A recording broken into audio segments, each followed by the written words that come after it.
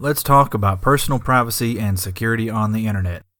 This video has been one of the more difficult videos for me because between work and other responsibilities, it's been difficult to find time to sit down and edit this all together.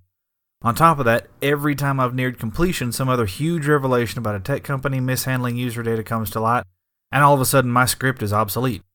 So in order to keep this brief, I'm going to skip over or summarize a lot of the content I had recorded before. I'll still post links to some of the things I wanted to cover, but won't cover in this video simply out of an effort to get this video done before some other big tech company scandal hits the news. I'll explain why tech companies collect so much user data, and discuss exploits that have taken place, as well as some steps we can take to protect ourselves. First off, I'd just like to explain that I love the internet. It's just amazing, and possibly the most impactful invention in recent history, if not ever.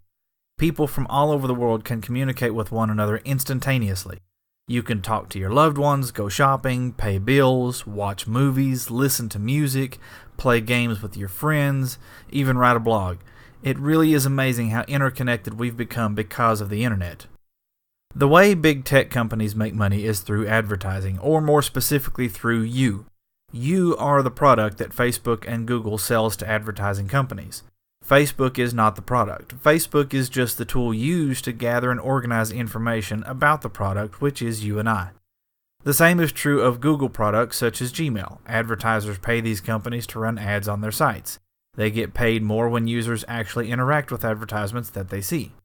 Therefore, it is more profitable for them to show you ads that you are more likely to interact with. In order to do that, they need as much information about you as you're willing to give them, and they can collect that data from a wide variety of sources, not all of which is obvious to you as the end user. A lot of the information gathering does indeed benefit the end user. For example, if you write down that you attended a particular university on your Facebook profile, then the service will be able to help you connect with people who have also self-identified as former students of that same university. However, at the same time, giving that kind of information to a platform also has a few potential side effects. 1. If the information is not properly secured, and sometimes even if it is, nefarious actors can use it to build a profile on you for the purpose of exploiting you in some way. 2. Even if the information is marked as private, the platform owner can still use that information to attract advertisers targeting that particular demographic. If you buy an item online and the invoice arrives in your Gmail inbox, Google keeps track of that purchase, even though it didn't go through Google. They have the item name, the URL of the page where you purchased it, the price you paid, who the vendor was, and even the shipping status. Every action you take while using these services is a data point, a piece of information about a piece of information that helps them build an ever-growing database of information about you as an individual so that they can better market you to their customers, the advertising companies. We are not their customers. We are their product.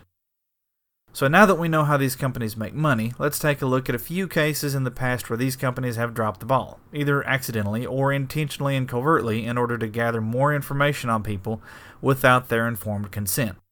I'll put links in the description to various sources for the information that I'll present here. In March of 2018, it was reported that a company, Cambridge Analytica, had been employed by Senator Ted Cruz and was harvesting Facebook user data without the express consent of those users. It was actually first reported by The Guardian in 2015.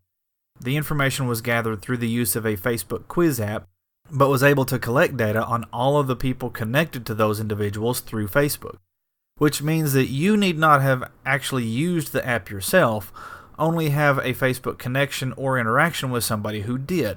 The data included name, location, likes, birthday, and in some cases private messages and newsfeed access. The information was used by various political organizations to attempt to influence public opinion, such as the 2016 campaigns of Donald Trump and Ted Cruz and the Brexit vote. When it was all totaled up, something like 87 million people had at least some of their information compromised, many of them being people who had nothing to do with the app that was collecting the data. In mid-2018, the Associated Press reported that Google was secretly tracking your location even if you turned off the location history option on your phone. Google had stated that with location history off, the places you go are no longer stored, but researchers at the University of Princeton confirmed the Associated Press findings that even with location history paused, some Google apps automatically store time-stamped location data without asking. The issue didn't only affect Android devices either, it also affected iPhone users who happened to have Google Maps installed on their device. The end result was that a user could explicitly tell Google not to keep track of their location, and they would anyway. A couple days after the report, instead of changing their location tracking practices, they simply updated the description of the location history service on their website to actually tell users what they were doing instead of hiding it.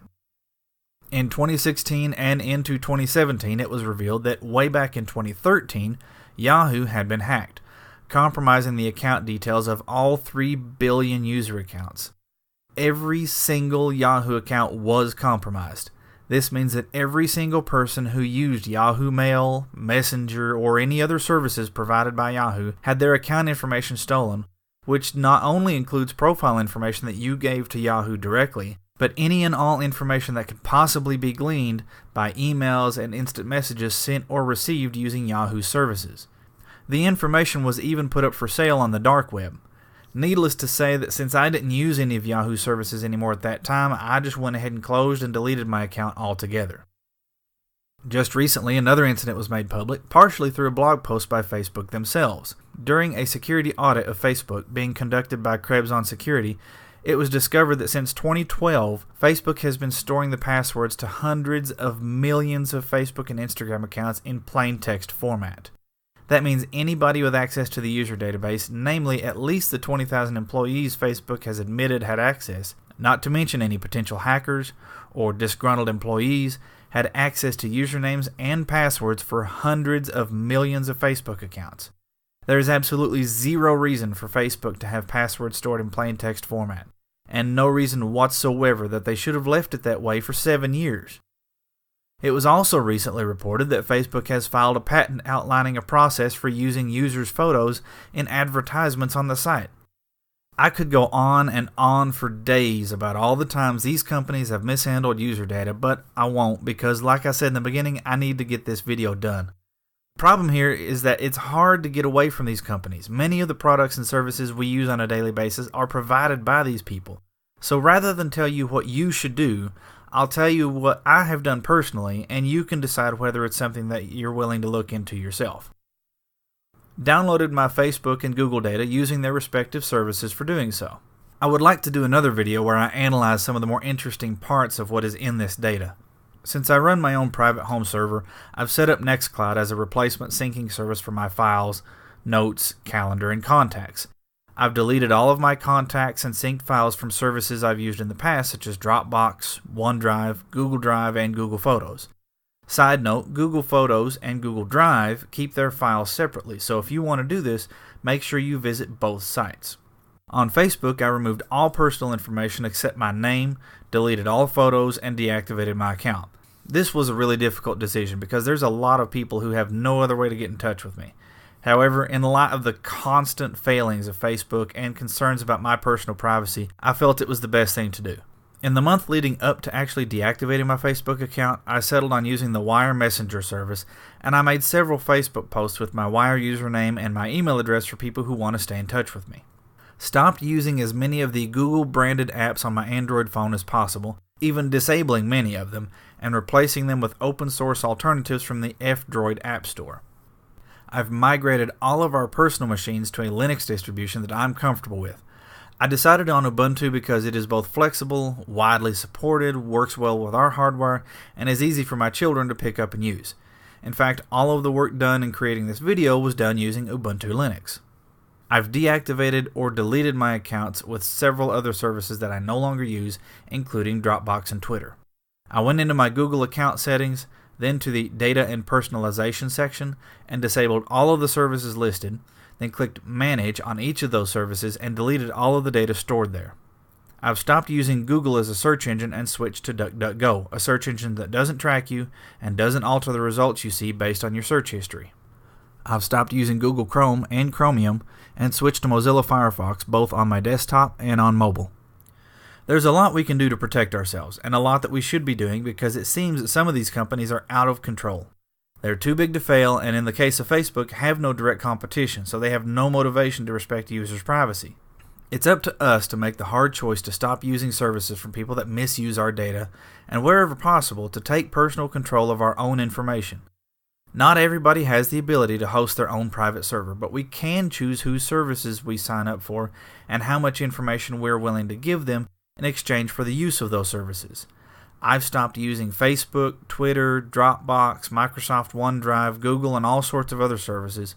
And to the fullest extent that I was able, I've deleted my data from those services and switched to more secure software for my desktop and mobile computing and communication needs. As of right now, I have no plans to return to any of those services. I wanted to make this video to bring attention to how we are being abused, farmed like cattle, and how we're being treated not like people or customers, but like a product, while big advertising companies are the real customers of services like Google and Facebook. It's time for people to stop using Facebook, Google, and any other service that abuses their right to privacy. It's hard, but it needs to happen if we are to retain any sense of dignity and self-respect. If you have any questions about anything I've covered here, or about how I have moved away from these services, please feel free to shoot me a message here on YouTube or post a comment. We're living in a time where your private information is up for sale, whether you realize it or not. And if we don't do something to stop the rampant abuses of these large tech companies, privacy will be a strange and alien concept to our grandchildren because of the indoctrination we are allowing to take place at the hands of profit-driven billionaires.